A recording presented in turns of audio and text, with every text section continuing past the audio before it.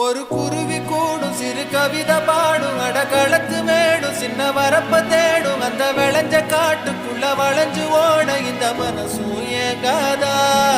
ஒரு ஆத்து மீனும் துள்ளி குதிச்சு போகும் மீன் குழம்பு வாசம் எங்க காத்தில் வீசும் நொடி பசிச்ச நேரம் அந்த பழைய சோறு இங்க அமுதம் ஆகாதா.